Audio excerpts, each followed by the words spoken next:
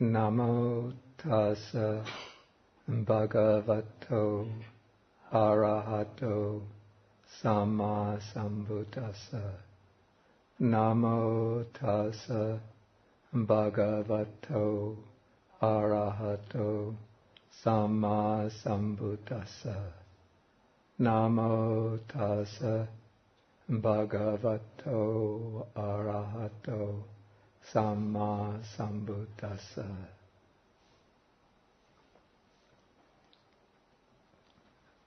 Good evening, everyone. Okay, we've been studying Sutta number 12 in the Majjhima Nikaya. This is the Mahasihanada Sutta, the greater discourse on the lion's roar.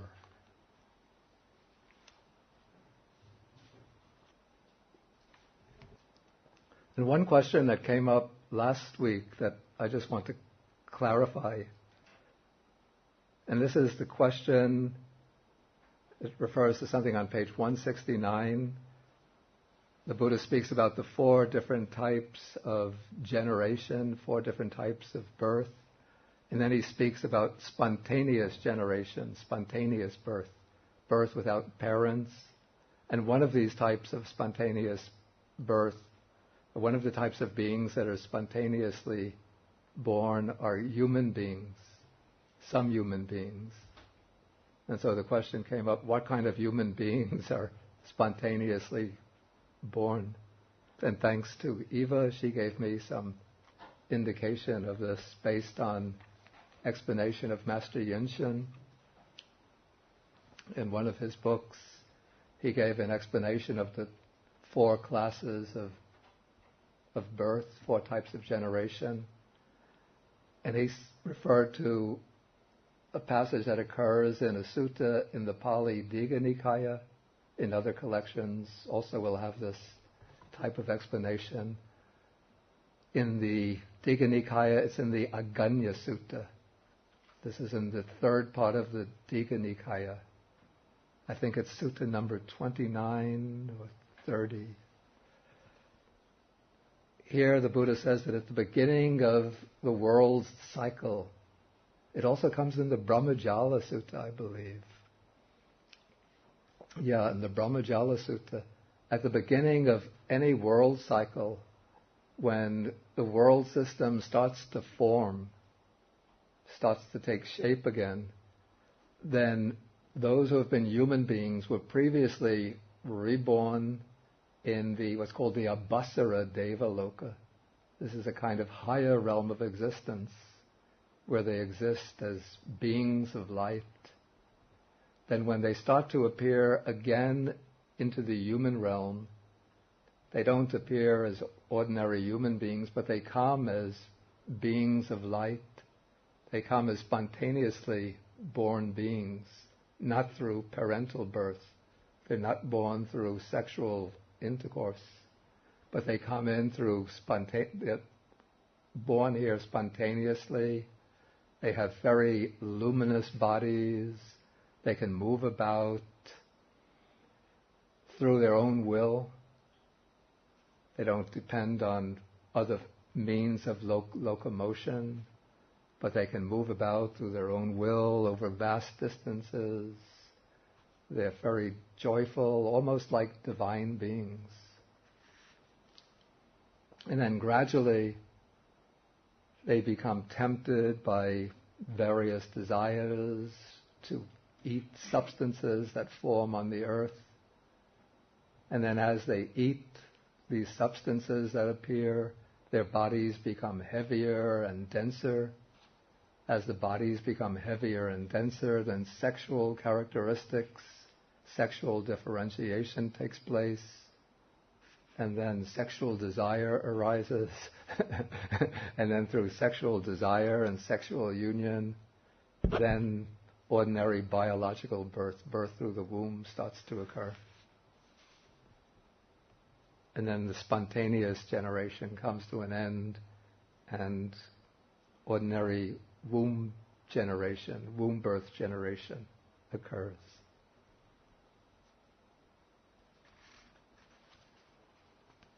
Okay, so now, last time, we dealt with the Buddha's ability to determine where a being will be reborn by looking at this being and encompassing with his own mind the mind of that being. The Buddha is able to understand from that person's behavior, from that person's actions, state of mind. He's able to determine this person is behaving in such and such a way, has such and such states of mind, that if he were to pass away on this occasion, he would be reborn. It could be in the hell realm, could be in the state of the pretas, could be in the animal realm, the human realm, the heavenly realm. And if he's practicing the noble path, he'll determine that this one is going to attain liberation in this very life with no more rebirth. Okay, now the Buddha is giving this disclosure of his own superior knowledges, if you remember the original story, because of the renegade monk named Sunakata, who had lost trust in the Buddha, lost confidence, and was going about denouncing the Buddha in the city of Vesali. And Sunakata had set up 2 criteria for what he considered the ideal guru, ideal spiritual teacher. One is miraculous powers, superhuman powers, and he didn't see the Buddha exhibiting these superhuman powers. And the other criterion that he had set up was that the real enlightened master has to be one who practices extreme austerities.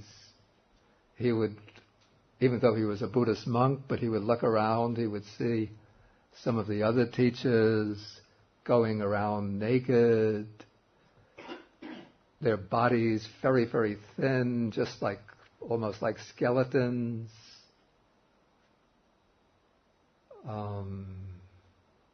With maybe long hair, long beards, fierce, wild expressions in their faces.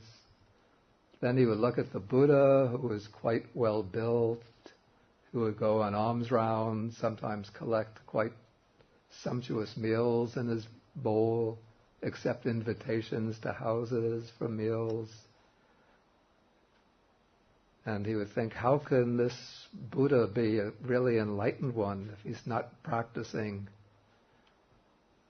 the real ascetic path the way these other teachers are practicing? And so now the Buddha, in this section of the sutta, is going to explain the types of austerities that he had practiced previously when he was still a bodhisattva, one who was not yet an enlightened one, but still seeking the way to enlightenment. And so he's going to speak about the type of austere life that he practiced under 4 headings. He distinguishes this ascetic practice under 4, describes it from 4 different angles. He uses terms that must have been, each term would have had its own distinct meaning in the ascetic culture of India of that period. Here it's translated, one is translated as ascetic. The word is tapasi, one who practiced tapas. Tapas means really not just asceticism, but self-mortification.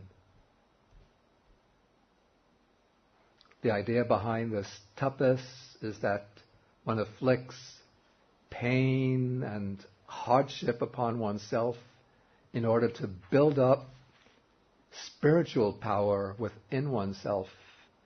And then that spiritual power that builds up within oneself is supposed to enable one to perform extraordinary feats, so that the tapasis of the Brahminic literature were said that when one has this spiritual power, one could stop the sun from moving across the sky, one could fly through the sky, one could ascend to the mountaintop, one can cause rainstorms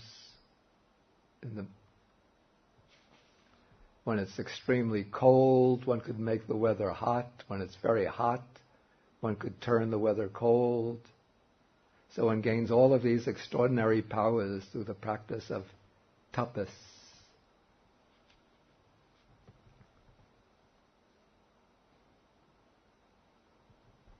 Okay, so now the Buddha is going to describe some of the types of ascetic practices he undertook. I'll explain each term as we come across the section. Okay, so just like some of the other teachers, the Buddha says that he went naked.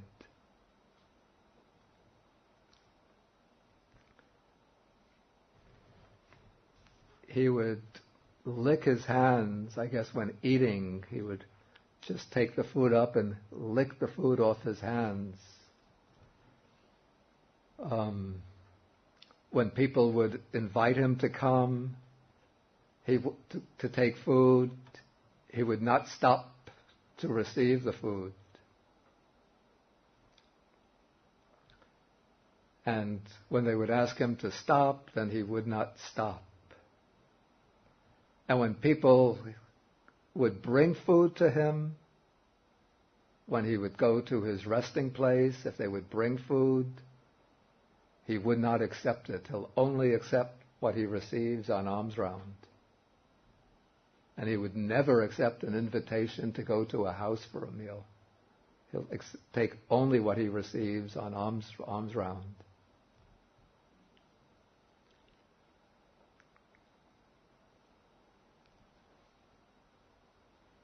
Some of these, I have to say, I don't quite understand the significance. He says, I would receive nothing from a pot, from a bowl, from across a threshold, across a stick, across the pestle, from two eating together, nothing from a pregnant woman, from a woman nursing a child. The next one, I think, was not rightly translated. From a woman lying in the midst of men. Literally, it's from a woman who has gone to the midst of men. I guess if there's a woman standing together with men, he would not accept anything from her. Sometimes in India, they would set up food distribution places to make offerings to ascetics. Very generous people would set up pots of food and invite the ascetics to come to receive the offerings. In that case, he wouldn't go there. He'd only accept from houses.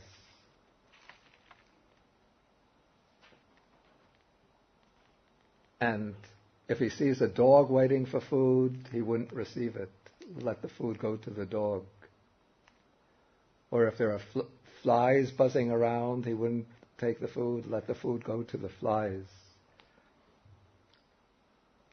He wouldn't accept any fish or meat. And certainly he wouldn't drink any liquor or wine. Well, even after he became the Buddha, he wouldn't drink liquor or wine or fermented drinks. Then what was a common practice is to make special vows, special determinations. One determination is to only go to one house.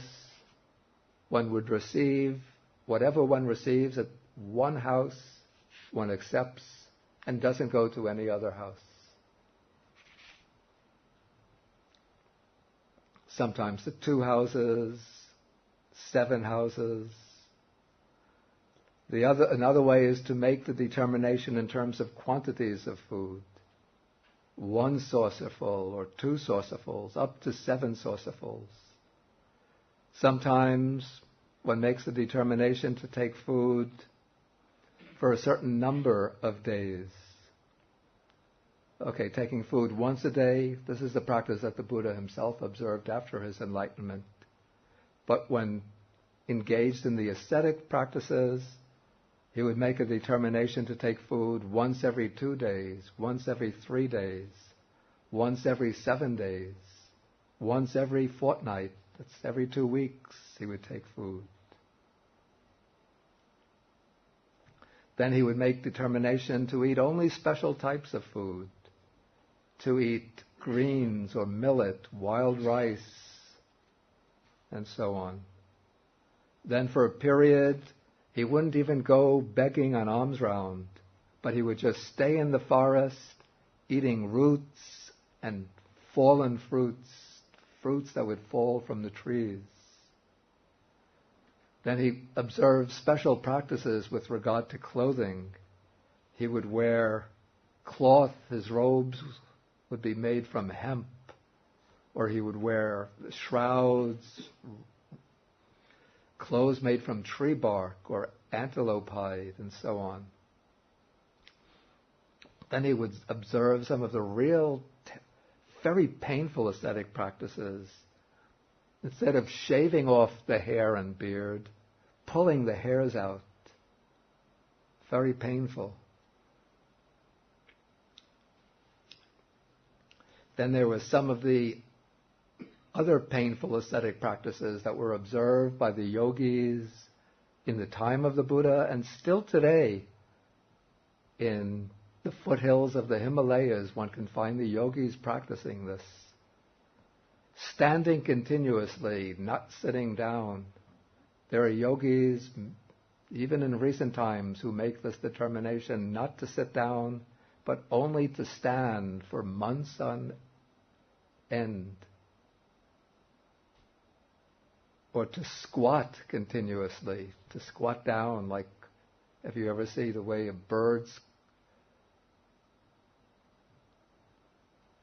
when it lands on the electric wires, the way it squats there.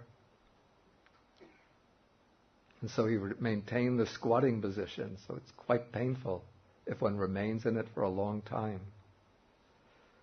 Okay, then to create pain when sleeping, he would make himself a nice, comfortable mattress of spikes, using thorns for the mattress, so that he would have pain, discomfort during the night.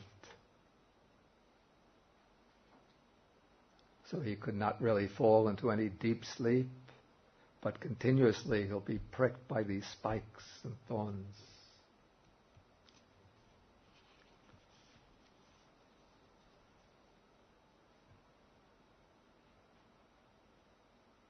Then he would observe this practice of bathing, frequent bathing. This was a Brahminic practice. Okay, so this was the way he observed this practice of tormenting and mortifying the body.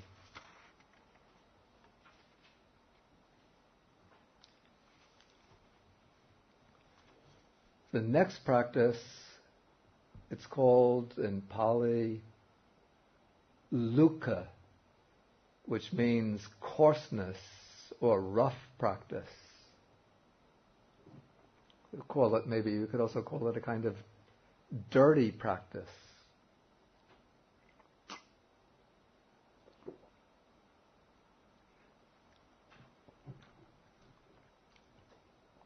During the ascetic period, he would do frequent bathing, but now he would not do any bathing at all, but he would just let the dirt and dust and sweat accumulate on his body till all of that dirt and dust, and northern India is quite a dirty and dusty land. During the hot season, when there's no rain, there's so much dirt and dust. Then during the rainy season, then there's a lot of mud, and all of that accumulates on the body, and it builds up and it forms a kind of cake. And this would layers of this dirt and dust would accumulate on his body till it would just flake off.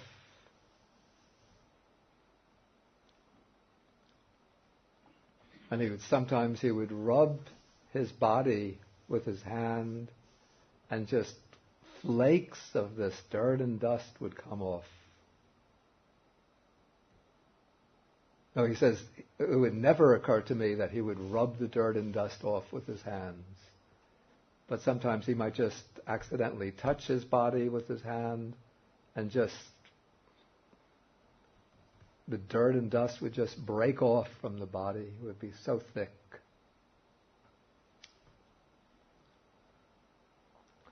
Okay, the third aspect of his ascetic practice was what he calls scrupulousness. It's called in Pali Jaiguchi, which means being extremely guarded, extremely careful. Here it's translated scrupulousness. So he says, I was extremely mindful, very careful when going forward and stepping backwards.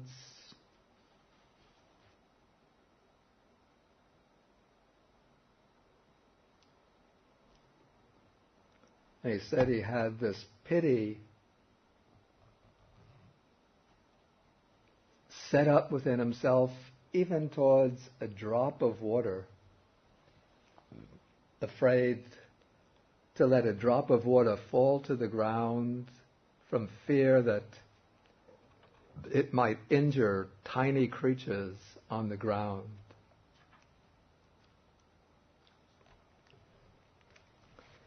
Then for periods he would observe extreme seclusion. This is called paviveka,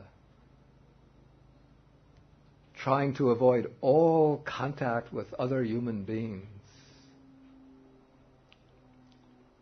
So he says he would plunge into the forest and stay there. And if he saw a cowherd or a shepherd or somebody coming to collect grass or sticks, or a woodsman coming to chop down some wood, then he would run away, because he didn't want to be seen by other human beings.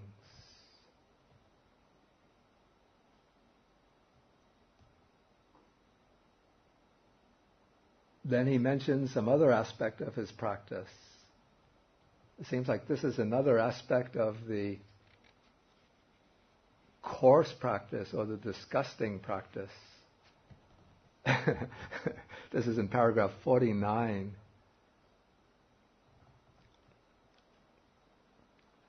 I hope you're not too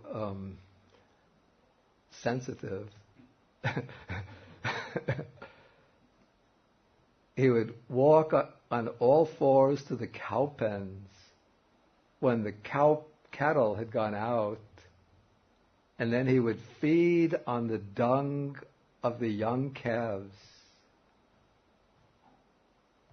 And he would even feed on his own excrement and urine. He calls this his great distortion in feeding.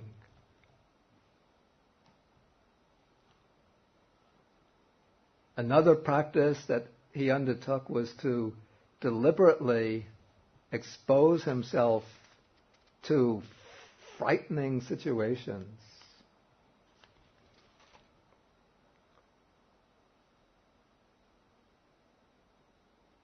And this was a kind of test of the strength of his mind. And in India in this time, it's not like our modern skeptical age, but there was a belief that these very remote, secluded places were haunted by demons and spirits and ghosts and goblins, which would attack yogis and meditators who are not properly qualified and drive them insane, or even kill them and devour them alive. And so he would deliberately go to these places on those nights that were considered the inauspicious nights, the nights when it was believed that the goblins and the demons would come out and gather. And he would expose himself to them, almost taunting them and challenging them to come out and get him. And so he would go to these remote groves and stay there. And if you remember in the other sutta that we read very early in this course, this is sutta number 4, it's page 104, paragraph 20.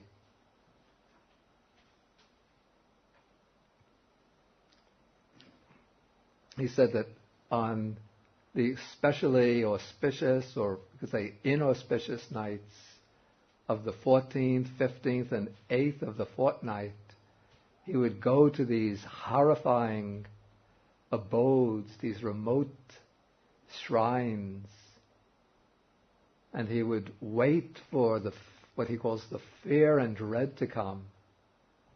And if he was in one particular posture, for example, if he was sitting, he would remain sitting until the fear and dread that had overcome him was subdued. He would not stand up, not walk away, but he would remain sitting. If he was walking, he would continue to walk until the fear and dread that had overcome him had been dissipated. If he was standing still, he would continue to stand still until he had conquered that fear and dread.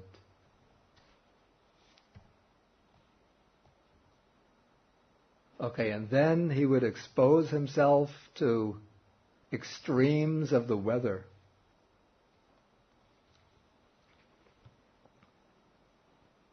So during the hot season, he would go out in the middle of the day.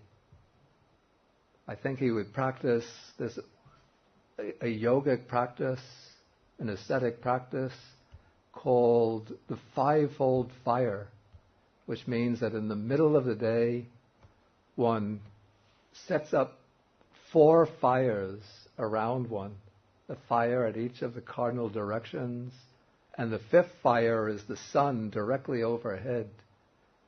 And this is in the hot season, and in India, it's hot season, it's very hot. 110, could be 110 degrees. And so one then exposes oneself to the 4 fires on each side of oneself, and the sun directly overhead, and one endures that terrible heat without any inner complaining, without any impatience. And then during the cold season, and in northern India during December, let's say early January, it can get pretty cold. There's a period which is called the 8 days.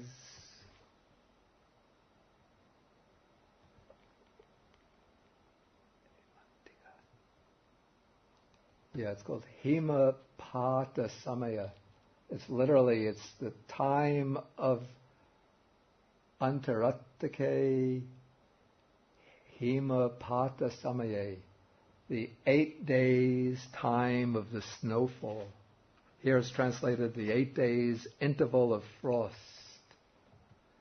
So it's a period of about 8 days that occurs usually in middle of January, early January in northern India, where it gets very cold. And so in that time he would go out stark naked and expose his body to the very cold night.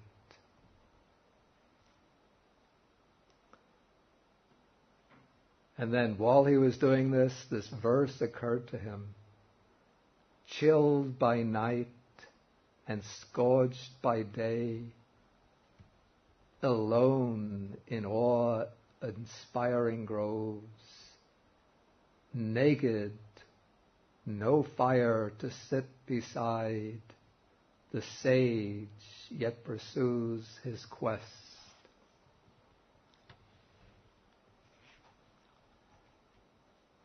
Okay, then, again, to subject himself to more hardship, he would go at night to sleep in the charnel ground. The charnel ground is not like our cemetery where the dead body is very safely buried deep beneath the ground. But in ancient India, in the charnel ground, they would take the dead bodies and usually they would cremate them, and so there would be the ashes of the dead body and the bones.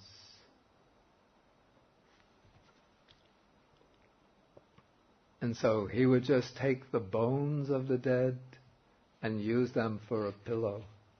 And he would be surrounded, I guess, by these cremation mounds where there would be so many remains of the dead.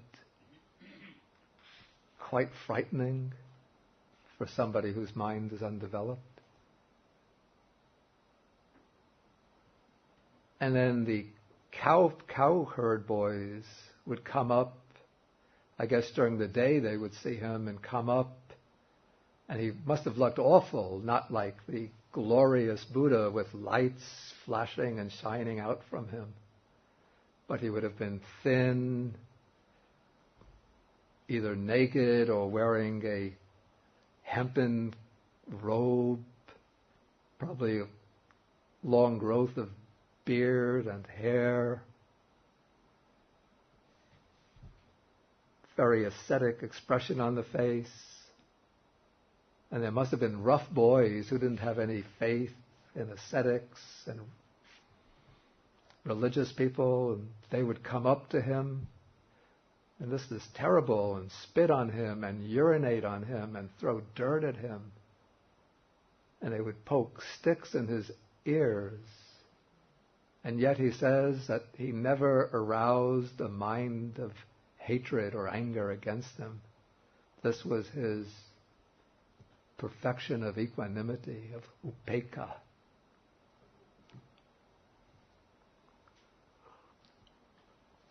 Okay, now he describes some of his other practices with regard to food. Okay, now there are some of these views that were commonly held amongst the ascetics and Brahmins of that period, maybe even today,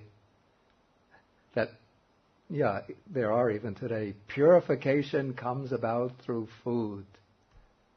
You eat special diet and you get purified. Yeah, there is such a view. I remember even in Sri Lanka, there came to the forest hermitage where I was staying a Ukrainian, partly of Polish descent, who had been ordained as a Hindu Swami in India, and his idea was that one should eat only raw foods, and this will purify one, so that one, with the purified body, one will become enlightened.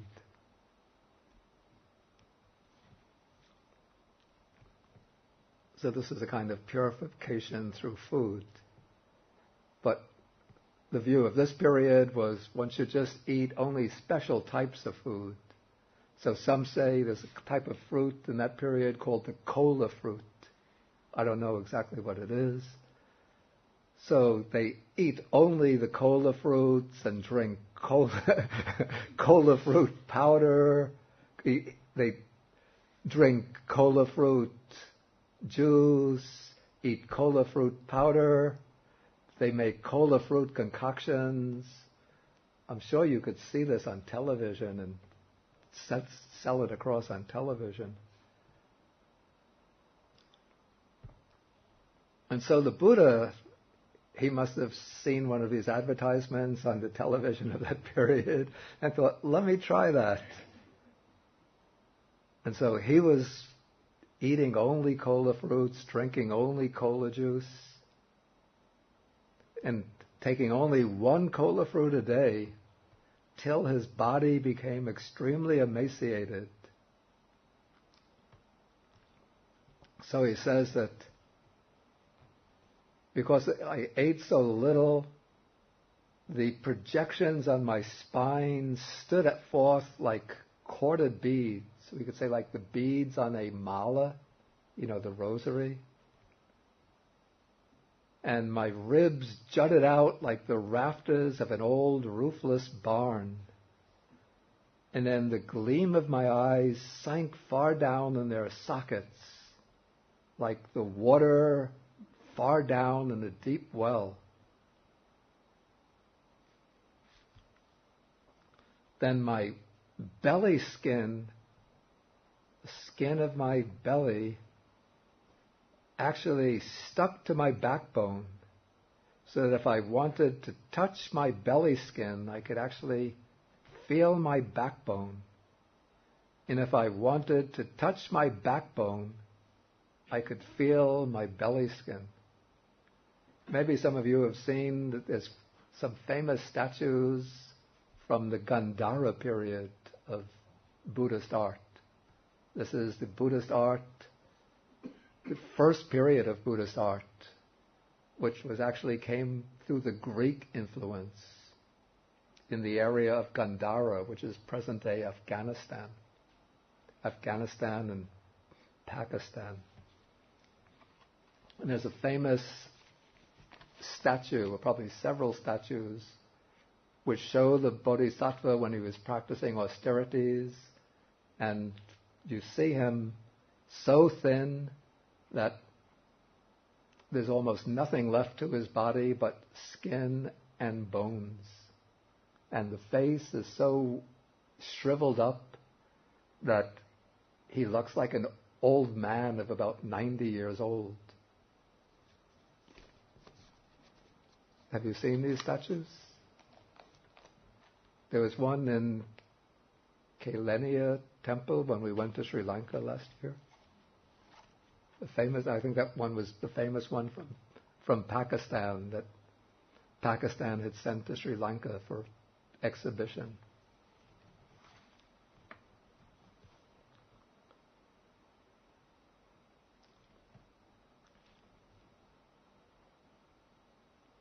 And then there was a famous incident that took place when the Bodhisattva, one time when he wanted to defecate, he fell over on the ground, and some of the devas who were watching him thought maybe he's dead.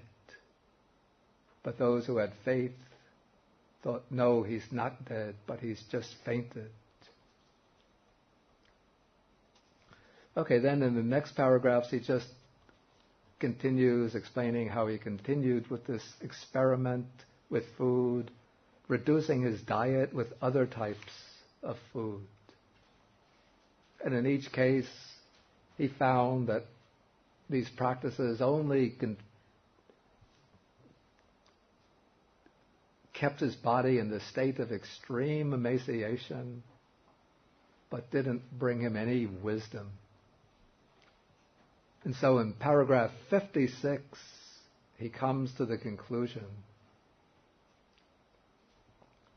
He says, by such conduct, by such practice, by such performance of austerities,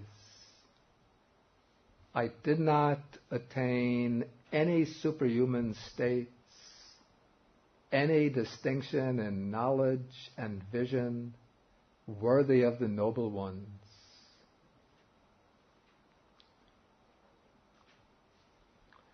Why was that? Because I did not attain that noble wisdom which, when attained, is noble and emancipating and leads the one who practices in accordance with it to the complete destruction of suffering.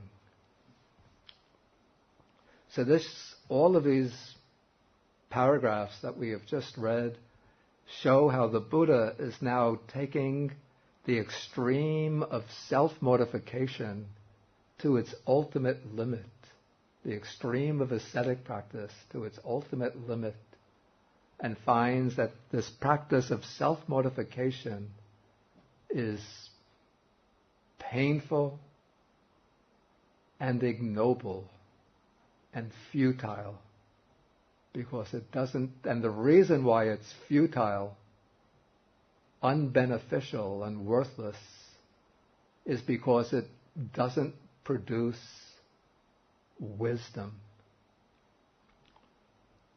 And at this point, you could link this paragraph here up with sutta number 36. That's the Mahasihanada Sutta.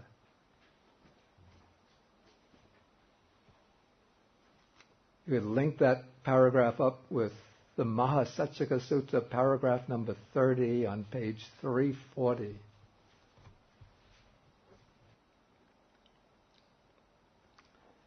Here the Buddha says, whatever ascetics or Brahmins in the past have experienced painful, racking, piercing feelings due to their exertion, this is the utmost, there is none beyond this. And the same for the ascetics and Brahmins in the future and at the present. And he says that by this racking practice of austerities, I have not attained any superhuman states, any distinction in knowledge and vision worthy of the noble ones. Then he considers, could there be another path to enlightenment? And then he remembers an incident that took place many years earlier when he was a child, when on one occasion when his father, the Shakyan ruler Suddhodana, was conducting the plowing festival. This was the ritual of plowing the ground at the beginning of the plowing season. His father took him together with the nurses and they put him under a tree, a rose apple tree. Then everybody went off to the field to conduct the plowing ritual, and they left the little child alone under the tree. And while he sat there, he just crossed his legs and started to attend to his breathing, just spontaneously. And through attention to the breath, suddenly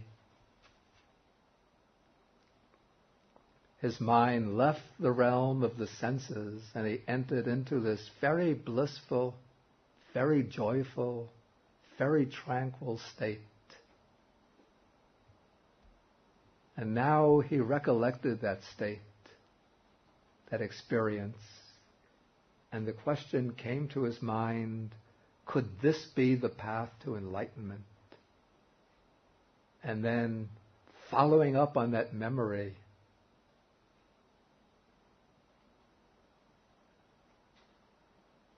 the realization came to him, this is the path to enlightenment. And then he took up that mode of practice. He entered into he started to take solid food again. He regained his health and his strength. Then he started to practice the jhanas, the meditative absorptions, and then he developed the insights and the wisdom that culminated in his enlightenment and liberation.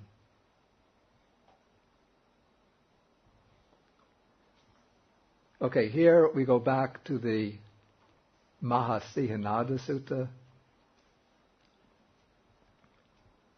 here the Buddha, speaking to Sariputta, says that he wants to exhaust all the possibilities. So he says, there are some ascetics and Brahmins who hold that purification comes simply by traveling around in samsara, not making any special effort, but just going on from one life to the next.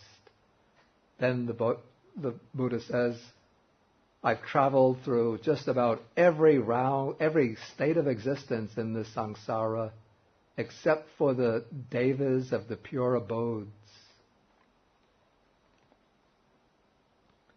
But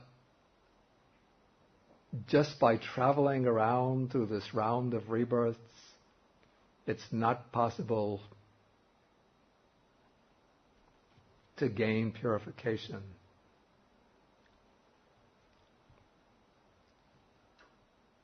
Okay, then in paragraph 60, he says, there are some who hold the view that purification comes through sacrifice, but in my past lives as a noble king or a prosperous Brahmin, I've made many types of sacrifices, but they didn't lead to purification.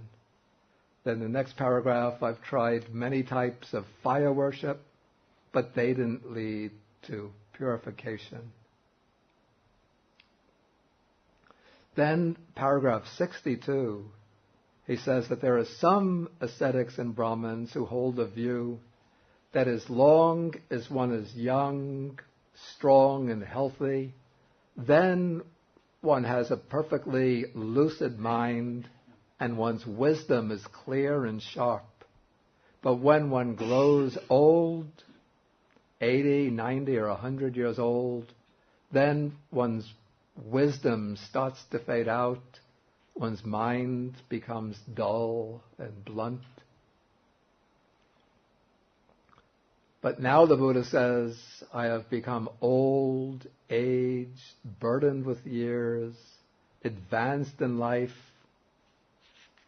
I've reached my 80th year. And now he uses a comparison. Suppose I had 4 disciples. Each one has a lifespan of 100 years with perfect mindfulness, perfect memory, and completely lucid wisdom. And now suppose these disciples were to continuously ask me about any point of doctrine, about the 4 foundations of mindfulness.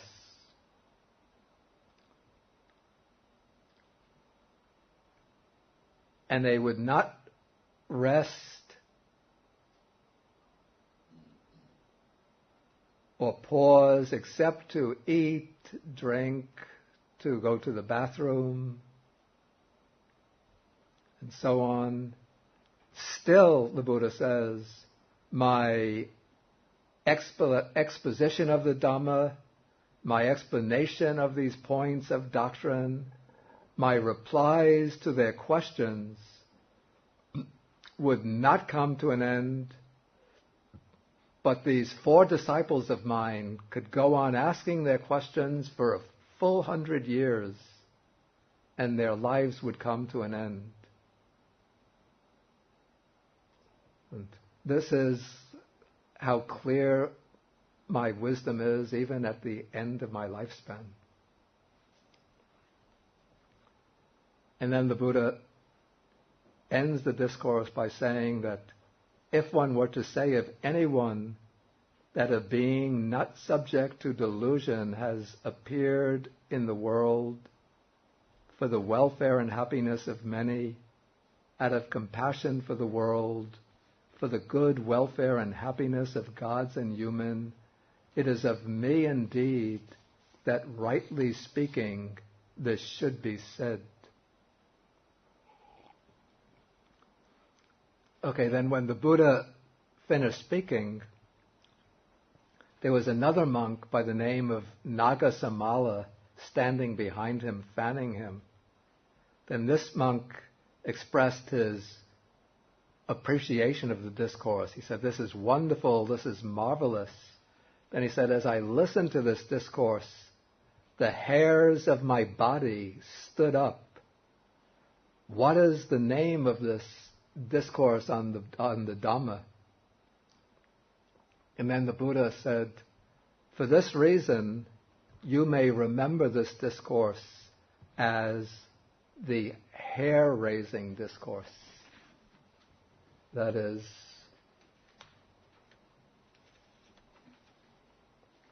Loma Hangsana Pariyayo. And so, at one time, this sutta had been called the hair-raising discourse. But at a certain point, the name got changed to the greater discourse on the lion's roar.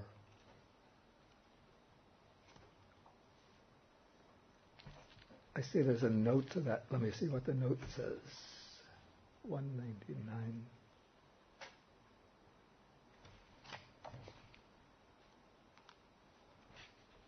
Yeah, the sutta is referred to by the name Loma Hangsana Pariyaya in the Questions of King Milinda, the Milinda Panha, and in the commentary to the Digha Nikaya.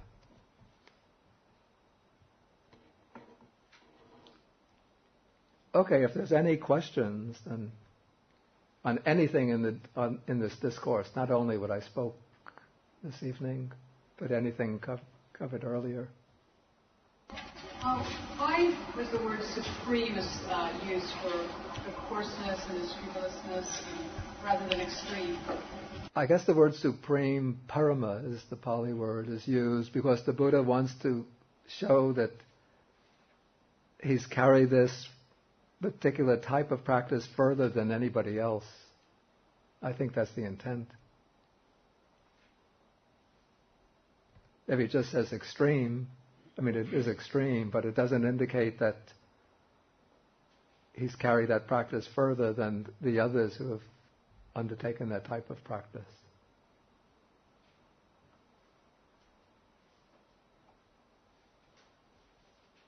Yes? How about bathing 1 or 3 times daily? Why would that be a hardship? Actually, I have to say, it doesn't seem particularly like a hardship to me.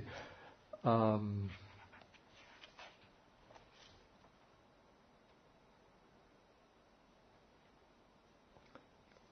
have to say the way it's translated doesn't make it sound like particularly like a hardship.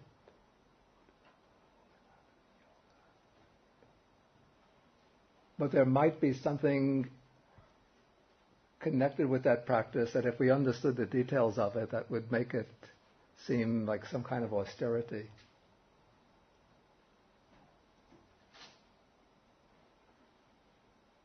But it's not, I have to say, it's not immediately clear to me why it's an austerity.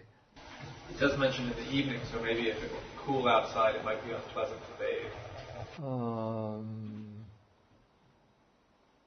Unless it's really the cold season, it wouldn't be so unpleasant. Many people during the other seasons go bathing in the evening.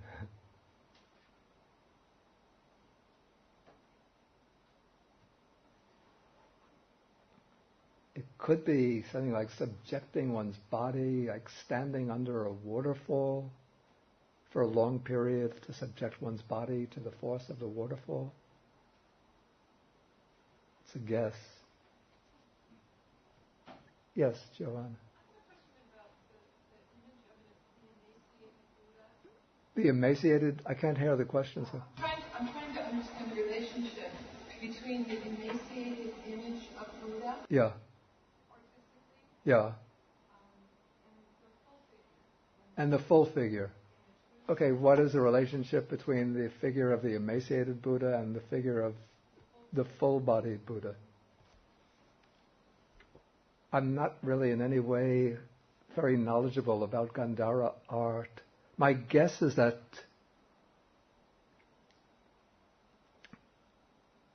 probably the full-bodied figure of the Buddha would have evolved first. This is my guess, because the artist would have wanted to represent the Buddha in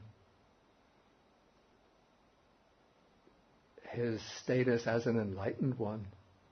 before. They would represent him in the earlier stage of his career as an ascetic practicing on the way to enlightenment. The Buddha is saying in this sutta that it is as much a hindrance to gaining wisdom. No, I didn't finish answering her question. Oh, I'm sorry. Yeah, I was still in the process. No. My apologies. Okay, so my guess is that the full figure of the Buddha would have come first, and then at a certain point, perhaps the Gandharan artists would have been somehow taken up by the story of the bodhisattvas striving for enlightenment, and that motivated them, inspired them to create this figure of the emaciated Buddha. That is just my guess.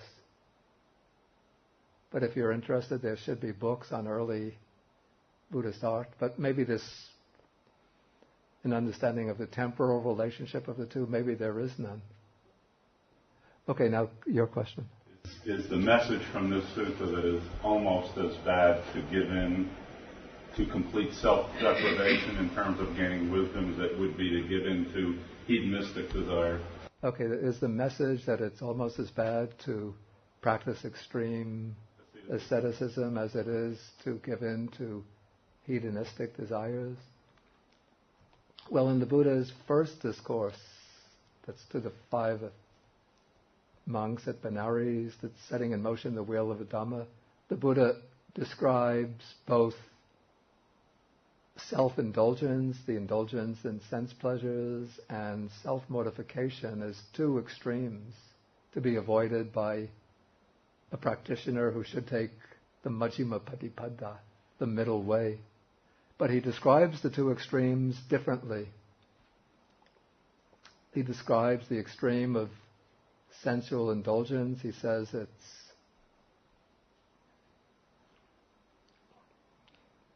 something that's common, worldly,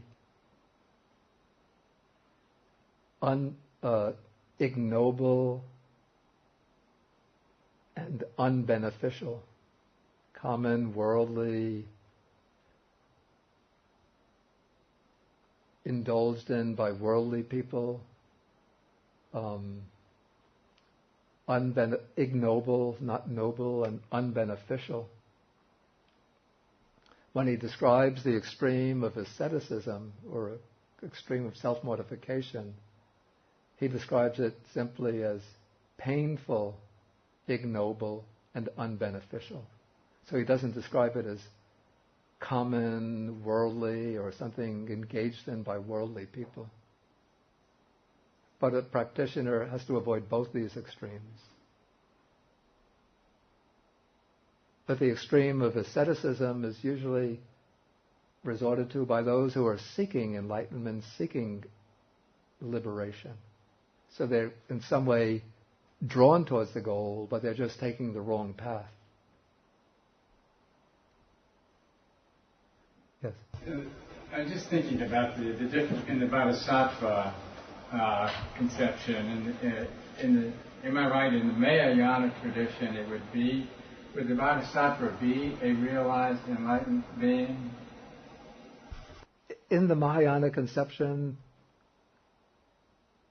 the Bodhisattva is conceived as being at different stages. So the Bodhisattva conception in Mahayana developed over a long period out of the early conception of the Bodhisattva.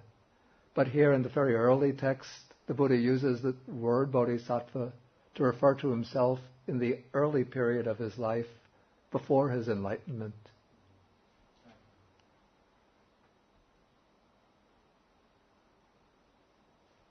Any further questions?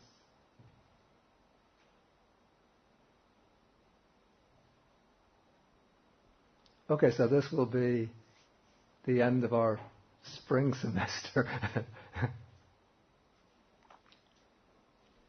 So we'll have a new semester in the fall, in September.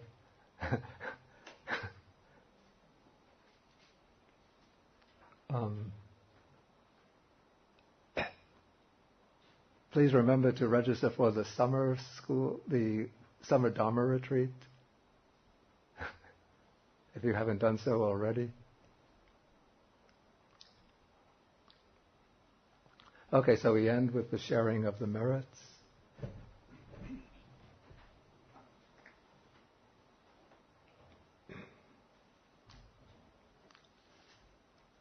Okay, so we share the merits with the devas,